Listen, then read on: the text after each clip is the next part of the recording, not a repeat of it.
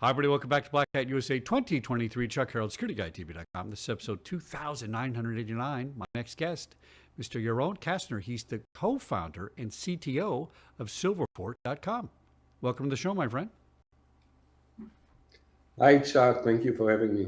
Now, you're dialing in from Israel today, and I will tell you this is an absolutely true statement. I'm doing this 10 years, 3,000 shows.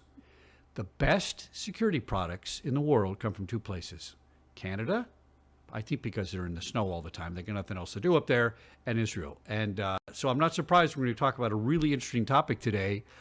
The title, Artificial Identities Can't Use MFA, and How to Handle the Risk. Fascinating title. I'm curious about it. It's something I'm not too familiar with. I know MFA was touted as the great solution, and I do know that's not always the case. Let's start by defining an artificial identity for me. Tell people what that means. So what I mean by artificial identity is basically a non-human identity, right? Just like you have intelligence and artificial intelligence. In identity, it's a human identity versus a non-human identity. Now it's called different names, right? Sometimes it's called a machine identity. Other times it's called application identities. There's sometimes called service account. Service account is a very popular term. But basically, it all means the same thing. It's an identity that doesn't belong to a human, but belongs to something else, some kind of automated process or software that's using that identity to connect to places, to access data, to do all sorts of actions. And in many cases, probably most cases, that's legitimate. Am I understanding that correctly? In other words, a machine's connecting me to my bank account, right? It's a non-human entity that's making a connection. So that's okay. The problem is those are being exploited. That's the whole idea here, right? Absolutely, yeah. It's more than okay. It's necessary for a modern enterprise to operate efficiently. They absolutely have to use machine identities or artificial identities, just because so much of the processes in an organization are automated now. So just think about security software, backup software, all kinds of configuration management software, software updates. All that needs all of these types of applications, they absolutely need artificial identities to operate. Otherwise, they won't be able to do their job in the organization. One of the things that I wanted to talk about today is actually the identities that the attackers compromise to make an attack like this. Because when an attacker attacks an organization, they usually steal credentials and use the credentials of an account to make that attack happen, right? So, and that account is sometimes human, sometimes it's a machine identity, and in many cases, it's a combination of the two, right? In many cases, attackers, they compromise human identities and they also compromise non-human identities, and they use all of them to make the attack happen. So if I asked you 10 years ago when I started doing this how common artificial identities were, I think you'd have a different answer than today. It's a growing risk, right? Tell us about that. It is a growing case. And now with the growing use of AI, more accounts will be dedicated to artificial intelligence based activity. So obviously service accounts are growing in popularity, and for all of our customers, they have a big number of service accounts in the environment. It's something that's very common. And actually, these service accounts are the identities that are being targeted over and over again. We almost don't see attacks that don't have a part that where a service account identity is being targeted, just because they are so common. They usually have high privileges. They are used in various places in the network because it's automated. It can connect to more computers. It can spread its credentials across the network. And then when an attacker just comes into an organization, no matter where they arrive, there is usually at least one service account there where they can just grab the credentials of that service account and use them to move laterally.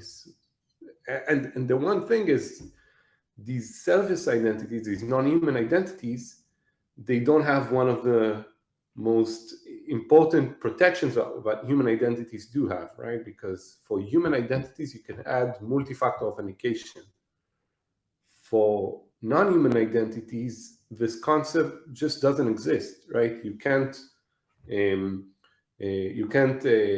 check a biometric factor yet for a service account, right? So it doesn't have an actual fingerprint or a face ID, so you can't use that. And then the password is just, when it's used by a machine, it's just a key. So there's natively only one factor that's being used, and that's something you have, the key. And that key is used to access everything. So if somebody steals that key, they have access to everything that the service account has. So it's a major, major security risk. And it's being, and service accounts are being abused by attackers all the time. Now, we've kind of known about this for a while. MFA was supposed to be the big fix, and of course, everybody always finds a way to defeat things. How do we stop this? You're worrying me a little bit. I'm a little bit worried about this one. It sounds almost too easy for these bad guys to do this. Am I oversimplifying it? It is too easy for them to do it, and that's the thing. I think one of the first important things, as in every problem, is just to recognize the risk and then assess it, right? What we see with a lot of customers, when we come in, they still don't know even what non-human identities they have in their environment. They know some of them, right? Because for some identities, usually there's a certain naming convention or a security group they put these accounts in. But then there's always 100% of the time, there are accounts and identities which are service accounts, non-human identities, and the customer doesn't even know about them. That happens always. And the reason is that it's just too common to really manage effectively. Let's say that I'm an admin of some application, and the application will ask for a username and password. I could give it my username and password, and then it will just use my identities instead of using its own identity. Now my human account, which was supposed to be used by me, is being used by a non-human identity. So effectively, my human account just became a service account, and that happens all the time. And a lot of times, administrators just take shortcuts, and then what you get is a very big attack surface, and you get a lot of accounts that are just not being monitored. So the first thing is to monitor these accounts, find them, find where they are, find how they are being used, what are they accessing, and monitor for their access. See that what they're accessing is actually what they should be accessing. See that if they deviate from what they're usually accessing, you should know about it. You should be able to say, this is actually a permitted behavior for this service account, and what it is doing right now is not permitted behavior, and we should stop it. So the first thing is just visibility, just to see it. And once you have that visibility, that's when you can add the actual protection, and that's the very effective part. If you know what the service account is doing and how it is being used, then you can lock it down to that behavior. For example, if I have a certain backup software that's connecting from my backup server to all of the different machines and